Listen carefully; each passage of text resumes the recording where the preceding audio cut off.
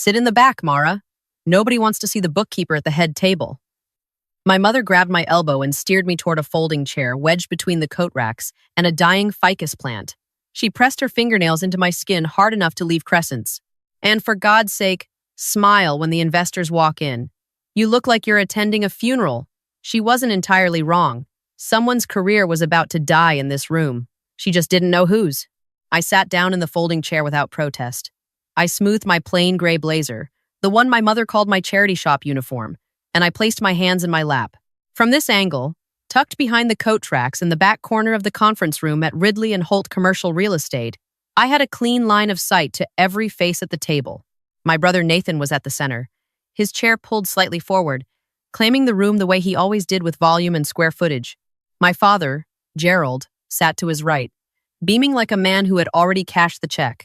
My mother, Diane, floated between them, adjusting Nathan's collar, repositioning his water glass, performing the quiet choreography of worship she had perfected over 30 years. And then there was me, the bookkeeper, the quiet one, the girl who, according to family legend, had peaked in the 8th grade when she won a regional math competition and had been declining in value ever since. Gerald liked to tell people he had 2 children. Nathan is my right hand, he would say at barbecues, at church, at the club. And Mara, well, Mara keeps the lights on. He meant it as a compliment. He genuinely believed that reducing me to a utility was a form of praise. To Gerald, there were 2 kinds of people in the world: deal makers and support staff. Nathan made deals. I supported. The hierarchy was natural, obvious, and permanent. What Gerald did not know, what none of them knew, was that I had not been a bookkeeper for 6 years. After college, I had taken an entry-level position at a forensic accounting firm in Charlotte. I was good at it. Not good the way Nathan was good at things, which meant loud and visible and rewarded immediately. I was good the way water is good at finding cracks. Quietly, persistently, over time. Within 3 years, I had built a reputation in a very specific niche: commercial real estate fraud. I could look at a balance sheet and smell the rot underneath. I could trace shell companies through 4 layers of LLCs in an afternoon. By 29, I had started my own consultancy. By 31, I had contracts with 3 federal agencies and a client list I could never discuss at Thanksgiving dinner. My family thought I worked for a man named Phil, doing his taxes. I let them believe it, not out of humility, out of strategy. Because 6 weeks ago, my algorithms flagged a transaction that made my stomach drop.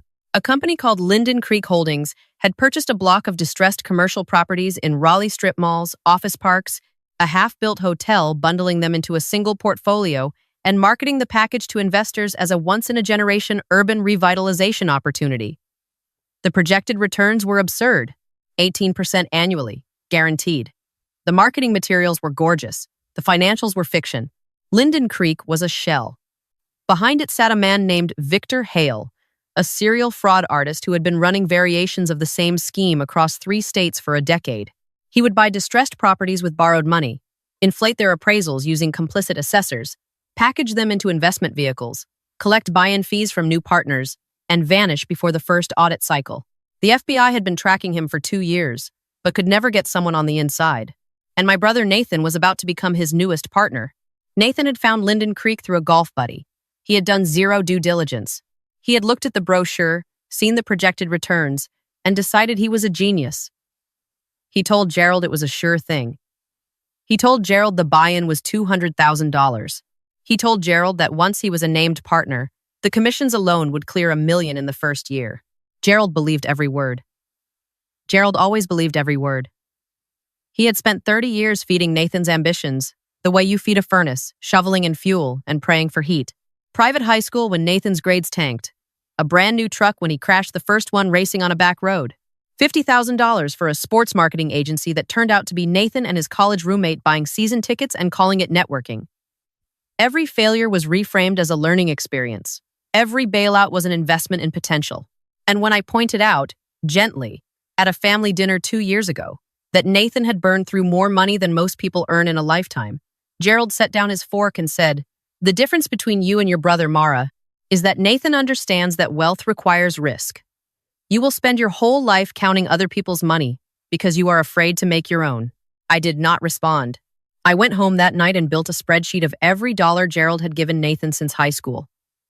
The total was $847,000. I did not include the emotional cost. There is no column for that.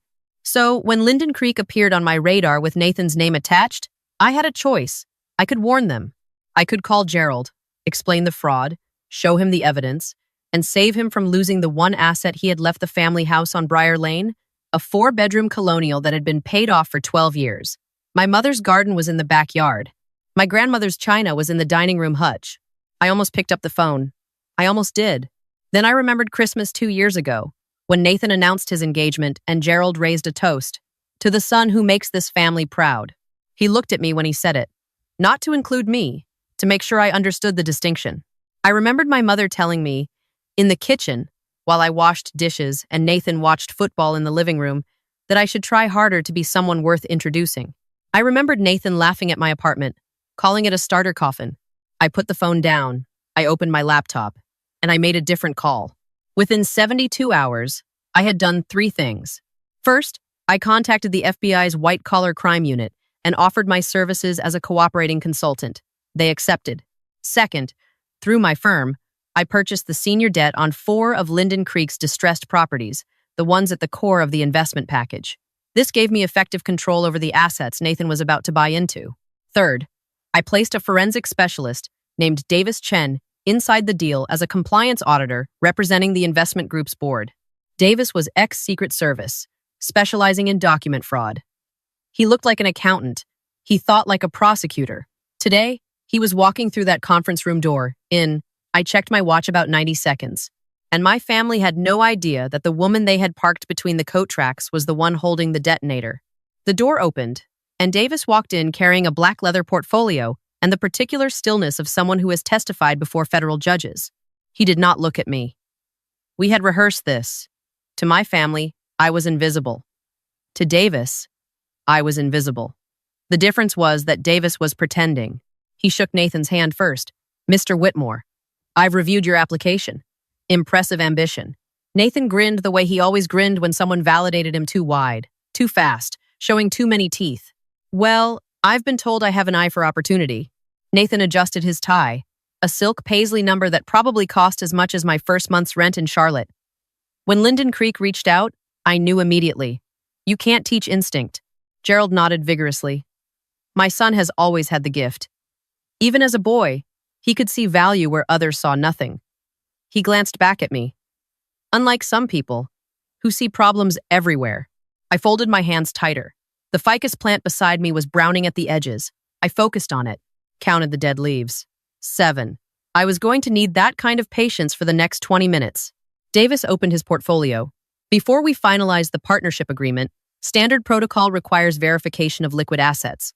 The board has tightened compliance after some regulatory inquiries. You understand. He said it casually, the way you mention rain in the forecast.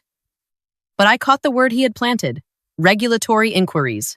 A tiny seed of doubt dropped into the room to see who flinched. Nobody flinched. They were too excited to hear warning bells. Nathan reached for his briefcase, genuine leather, a gift from Gerald for his 30th birthday, which I had not been invited to attend. Absolutely. I have everything right here. He pulled out a manila folder and slid it across the table with the confidence of a man holding a royal flush. Bank statements from First National. $200,000 in liquid cash, ready to transfer. I watched Davis pick up the folder. I watched him open it. I knew what he was looking at because I had already seen a version of it.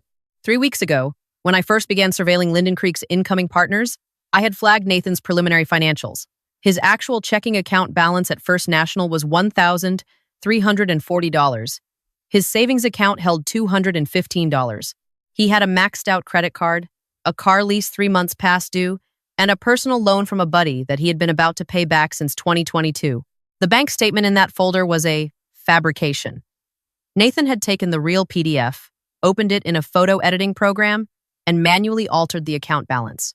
He had changed $1,340.72 to $201,340.72. He had done this on his home computer, on his personal internet connection, and he had printed it on Gerald's office printer. He thought he was clever.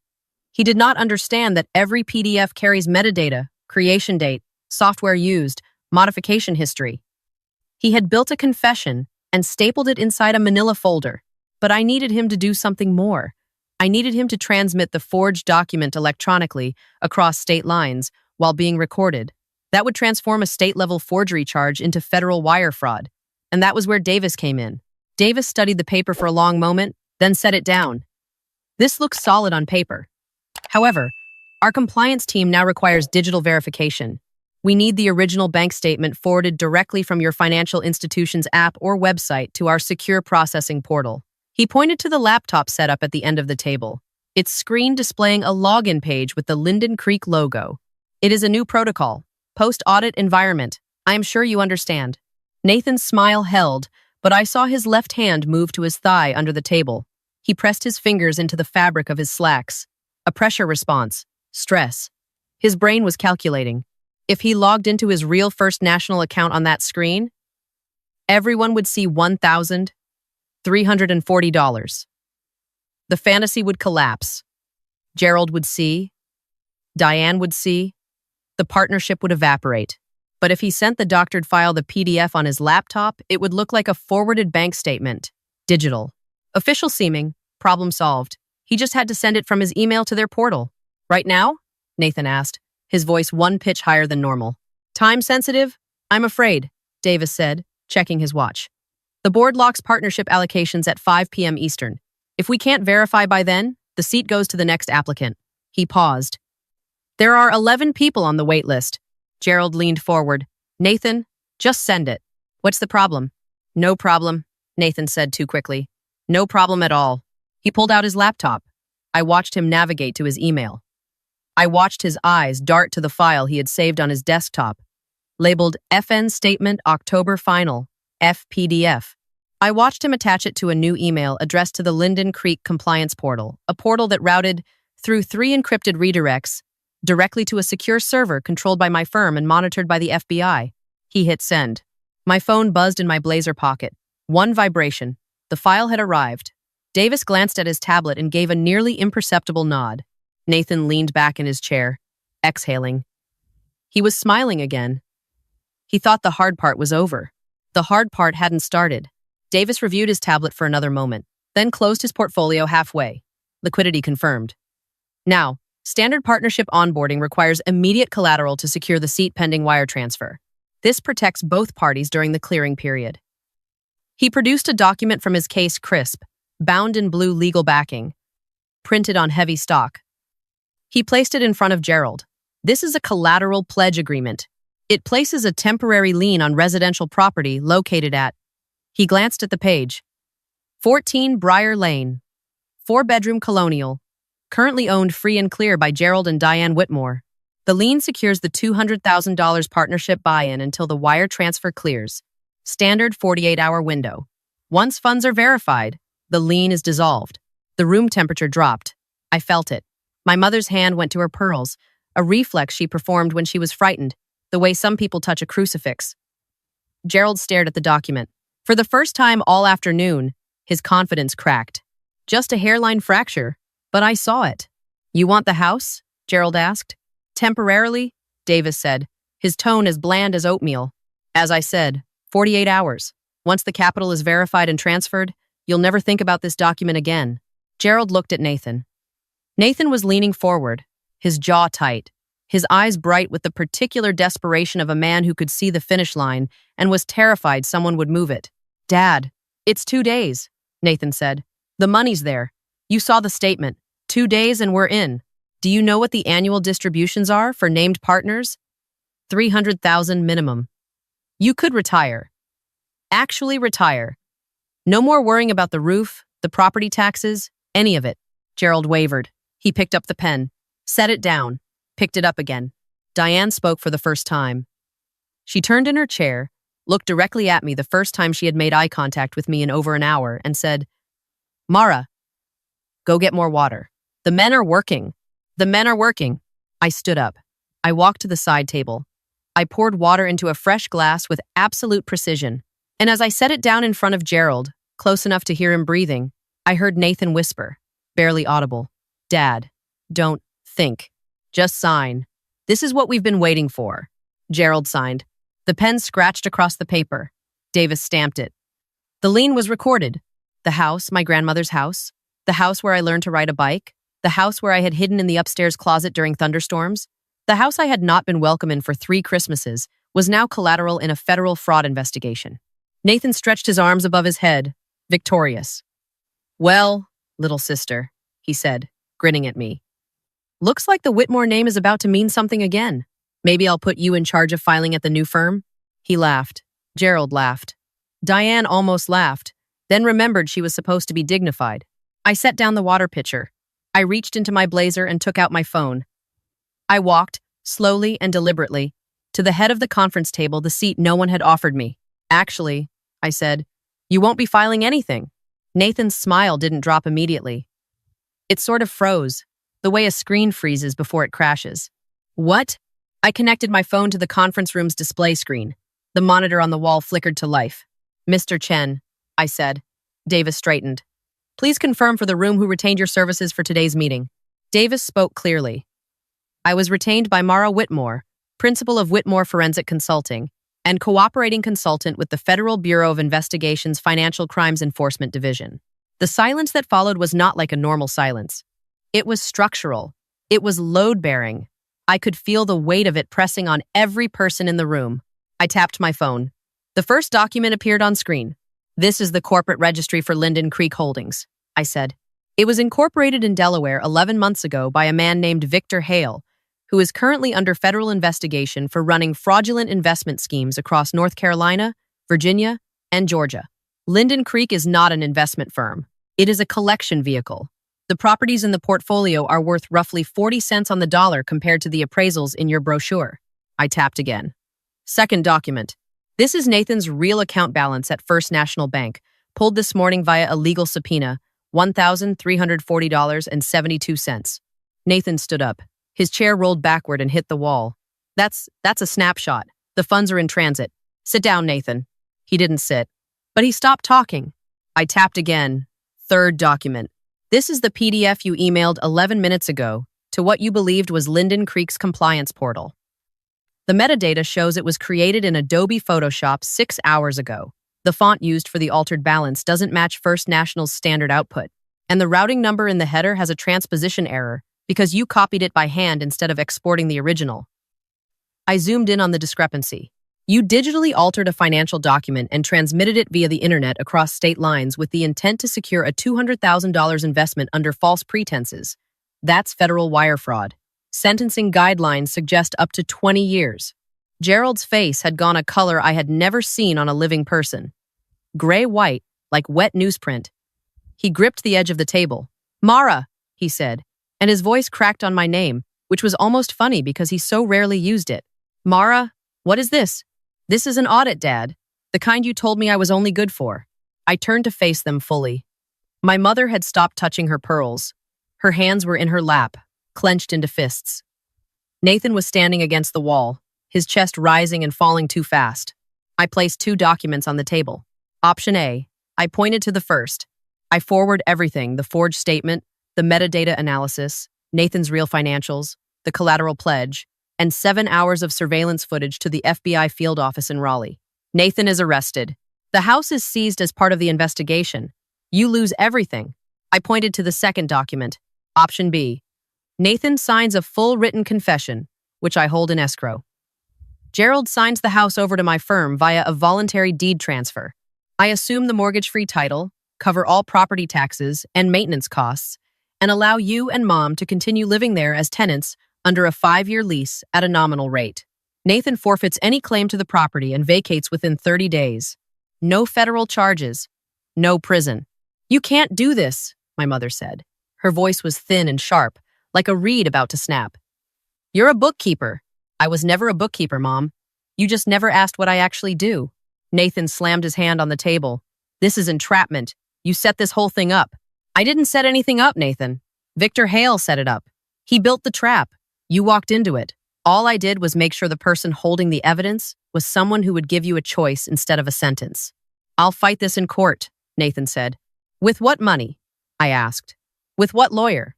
You have $1,300 and a forged bank statement. The only thing keeping you out of a federal courtroom right now is the piece of paper in front of you. I suggest you pick up the pen." Nathan looked at Gerald. Gerald looked at the table. And then Gerald did something I had never seen him do. He put his head in his hands. His shoulders shook once. Just once. Then he straightened up and looked at me. Really looked at me. Maybe for the first time since I was 13 years old. "Give me the pen," he said. He signed option B. Nathan signed after him. His signature was shaky, jagged. He threw the pen on the table when he was done. "You planned this," he said. "You sat in that corner and you planned this." "I sat in that corner because that's where you put me," I said. "And from that corner, I could see everything. I could see the edited file on your laptop. I could see Dad's hands shaking. I could see Mom checking her reflection in the window instead of reading the documents. I saw all of it. That's the thing about making someone invisible, Nathan. You forget that invisible people can still watch." I gathered both signed documents and placed them in my portfolio. I turned to Davis. "Please wait in the car. If I'm not out in 10 minutes, send the full file to Agent Reeves at the Raleigh Field." Davis nodded and left the room without a word. I looked at my parents. My mother was staring at the table as if it had betrayed her. My father was still sitting in his chair, but he looked somehow smaller than when the meeting started, like a balloon with a slow leak. "You can stay in the house," I said. "Both of you. I'll handle the taxes, the insurance, the upkeep. I'm not trying to make you homeless." Gerald's eyes were wet. "Why?" "Because Grandma planted those rose bushes in the backyard," I said, "and she would have wanted someone to water them. I'm not doing this for you. I'm doing this for her. And because I'm not Nathan, I don't destroy things to prove a point. I fix things. It's what I've always done. You just never noticed." I turned to Nathan. "You have 30 days to find somewhere to live. I'll cover first month's rent somewhere reasonable. After that, you're on your own." "I have a lease on my condo," Nathan said. "I'm 3 months behind." "I know," I said. "I pulled your credit report. That's your problem now. Not Dad's. Not mine." I walked toward the door. My mother's voice stopped me. "Mata." I turned. She was standing now, her hands at her sides, her chin lifted in that way she did when she was trying to look composed while falling apart. "You could have warned us," she said. "You could have told us it was a fraud. You could have saved us the humiliation." I thought about it. I really did. I stood in that doorway and I thought about every moment I could have picked up the phone, every moment I could have been the bigger person, the quiet daughter who absorbed the insults and returned kindness like interest payments on a debt she never owed. "You're right," I said. "I could have. But here's the thing, Mom. For 30 years, you told me I was the one who couldn't be trusted with the family's money. You told me I was bad luck. You told me to sit in the corner and pour water while the men worked." I held up the portfolio containing the documents that now controlled their home, their finances, and their son's freedom. "This is what I do with money, Mom. I protect it. I always have. You just never let me protect yours." I walked out of the conference room, down the hallway, and into the elevator. The doors closed. I was alone. I leaned against the back wall and let out a breath I had been holding for what felt like years. My phone buzzed. A text from Davis. "Clean exit. File secured. Agent Reeves confirmed receipt of the preliminary report. You okay?" I typed back, "Yeah, I'm okay." And for the first time in a very long time, I meant it. The next 30 days unfolded the way I expected. Nathan moved out of his condo before the eviction notice arrived, couch surfing at a friend's apartment in Durham. He called Gerald twice, asking for money. Gerald said no. I know, because Gerald called me to tell me the first voluntary phone call he had made to me in over 4 years. He didn't apologize. He wasn't ready for that, but he asked me how the property taxes worked, and I explained it to him, and he said thank you in a voice I didn't recognize because I had never heard him use it with me before. My mother sent me a text 3 weeks after the signing. It said, "The rose bushes are blooming early this year. No greeting, no apology." But she sent a photo, and in the photo, I could see she had cleared the weeds around the bushes for the first time in years. I didn't write back immediately. I let the message sit for 2 days. Then I replied, "Grandma would have liked that." She responded with a single period. Just a dot. Like she wanted to say something but couldn't find the words. I understood. Some people communicate in full sentences. Some people communicate in silence. And some people communicate in punctuation marks that mean, "I'm here, and I don't know what to say, but I'm here." Victor Hale was indicted 4 months later. The FBI used the evidence from our operation, including Nathan's forged document, as part of a broader case that brought down Linden Creek and 2 related shell companies. Nathan was listed as a cooperating witness, not a defendant, per our agreement. He never thanked me for that. I didn't expect him to. The last time I visited the house on Briar Lane, I parked in the driveway and sat in my car for a few minutes before going in. The house looked the same. White siding, green shutters, the porch swing Gerald had installed the summer I turned 10. But something was different. My mother had put a new welcome mat by the front door. It was plain, brown, nothing fancy. But it was there. And when I walked up the steps, I noticed she had set out 2 chairs on the porch instead of 1. I didn't read into it. I didn't need a grand gesture. I just needed the second chair. I sat down. I looked out at the street where I had learned to ride a bike, where I had walked to the bus stop every morning for 12 years, where I had driven away at 18 with everything I owned in the back seat of a used Honda and a conviction that I would never come back. The door opened. Gerald came out holding 2 cups of coffee. He handed me one without speaking. He sat in the other chair. We looked at the street together. "Your grandmother used to sit here," he said finally. "Every morning." "I know," I said. "I used to sit with her." "Hua," he nodded. He sipped his coffee. And then he said something so quiet I almost missed it. "I should have let you sit at the table, Mara." I didn't say yes. You should have. I didn't say it's okay. I didn't say anything at all. I just sat there, in the second chair, drinking coffee on a porch that I now owned but had always belonged to. And I let the silence say what neither of us could. Some people win by making noise. I won by making spreadsheets. And it turns out, the spreadsheets were louder.